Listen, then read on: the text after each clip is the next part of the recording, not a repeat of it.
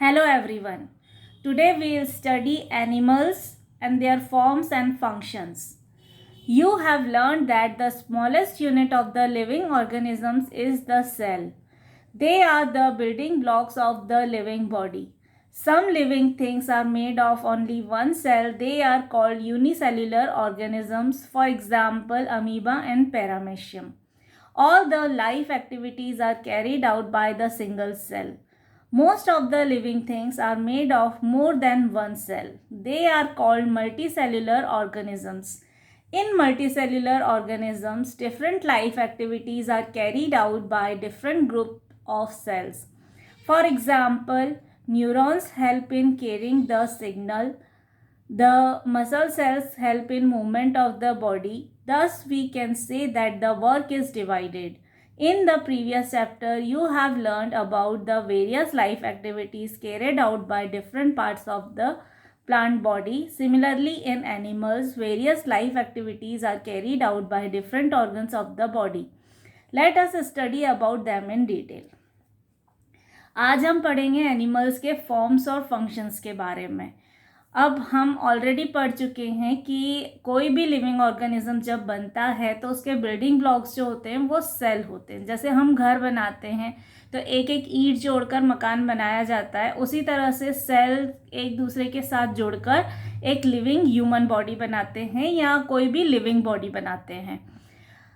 अब कुछ living things जो होती हैं वो सिर्फ एक ही सेल से बनती हैं, उनको हम बोलते हैं यूनिसेल्युलर ऑर्गेनिज्म। उसके एग्जाम्पल होते हैं अमीबा, पैरामेशियम। और सारी लाइफ एक्टिविटीज़ जो होती है, डाइजेशन, रेस्पिरेशन, लोकोमोशन, रिप्रोडक्शन, ये सब कुछ जो होता है सिर्फ एक ही सेल में होता है और सारी एक्टिविटीज़ वो एक ही सेल कंडक्ट करता है। लेकिन most of the living things जो होती हैं वो एक से ज़्यादा सेल से बनती हैं, और जो भी लिविंग बॉडीज़ एक से ज़्यादा सेल से बनती हैं उनको हम बोलते हैं मल्टी सेल्यूलर ऑर्गेनिजम्स।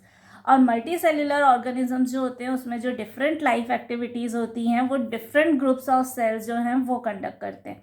जैसे न्यूरॉन्स जो हैं वो सिग्नल कैरी करते हैं ब्रेन तक, मसल सेल्स जो हैं वो हमारे मूवमेंट में हेल्प करते हैं।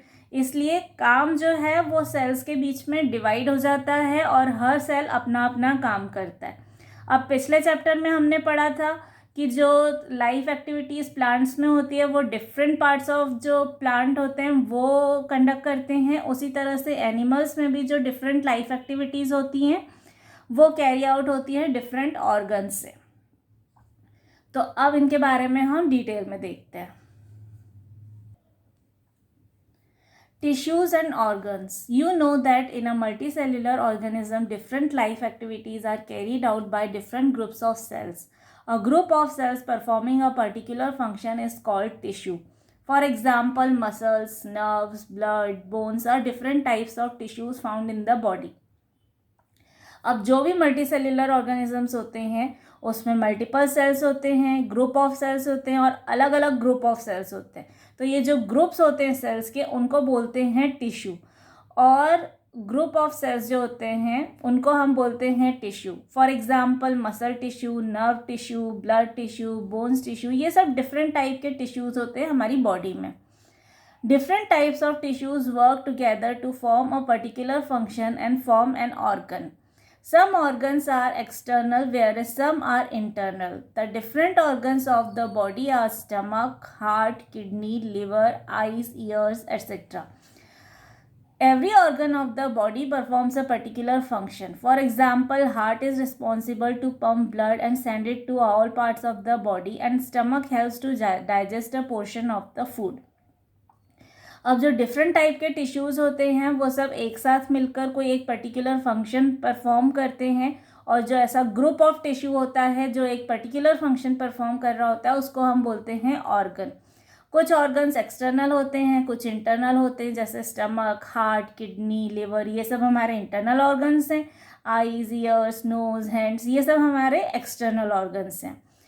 और हर ऑर्गन जो होता है वो उसका एक पर्टिकुलर फंक्शन होता है। फॉर एग्जांपल हार्ट जो है वो बॉडी में ब्लड पंप करता है, स्टमक जो है वो डाइजेशन में हेल्प करता है, नोज़ जो है वो हमको सांस लेने में हेल्प करती है। इस तरह से अलग अलग ऑर्गन्स के अलग अलग फंक्शंस होते हैं. A number of organs grouped together to perform various life activities, collectively they are called organ system. अब जो ऑर्गन्स का अगर हम ग्रुप बना दें जो एक ही तरह की एक्टिविटीज़ परफॉर्म करता है उसको हम बोलते हैं organ system. For example nose, trachea, lungs are some organs of the respiratory system. जैसे रेस्पिरेटरी सिस्टम के कुछ ऑर्गन्स हैं, lungs, nose, trachea. An organ system consists of group of organs that perform complex functions essential for the survival of an organism. For example, respiratory system performs the function of respiration. Sometimes an organism can survive with an impaired or non-functioning organ. However, when a whole system of organs stop working, the life of the organism becomes crippled.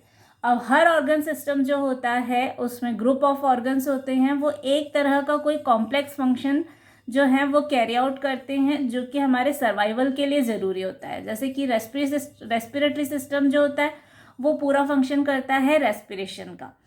लेकिन कई बार ऐसा होता है कि कोई organ हमारा ख़राब हो जाता है. फॉर एग्जांपल हमारे नोज़ में अगर कुछ प्रॉब्लम है या हमारे लंग्स में कुछ प्रॉब्लम है, फिर भी हमारा रेस्पिरेटरी सिस्टम वर्क तो करता है, उसका कुछ ट्रीटमेंट हो सकता है या कुछ इम्पेयरमेंट्स हो सकते हैं. लेकिन अगर पूरा का पूरा ऑर्गन सिस्टम ही अगर काम करना बंद कर दे तो उससे लाइफ जो है वो ज़्यादा क्रिटिकल हो जाती है, डिफ़िकल्ट हो जाती है. Sometimes it can be life threatening also. All the organ systems function together to form a complete organism. Thus, the body of all multicellular organisms is organized as cell, tissue, organ system and organism. तो जितना जो सारे organ systems जो हैं जब एक साथ सही तरीके से काम करते हैं तो एक कंप्लीट ऑर्गेनिज्म बनता है. और जो बॉडी है मल्टी सेल्यूलर ऑर्गेनिजम्स की, उसका अरेंजमेंट हम देख सकते हैं कि वो कैसे ऑर्गेनाइज होती है. सबसे पहले होता है सेल्स. ग्रुप ऑफ सेल मिलके बनाते हैं टिश्यू. ग्रुप ऑफ टिश्यू मिलके बनाते हैं ऑर्गन. ग्रुप ऑफ ऑर्गन्स मिलके बनाते हैं ऑर्गन सिस्टम. और ग्रुप ऑफ ऑर्गन सिस्टम्स मिलके बनाते हैं एक organism. Do you know the organ system work together to maintain a constant internal environment called homeostasis within the body. अब हमारी बॉडी के अंदर कई सारे ऑर्गन सिस्टम्स हैं.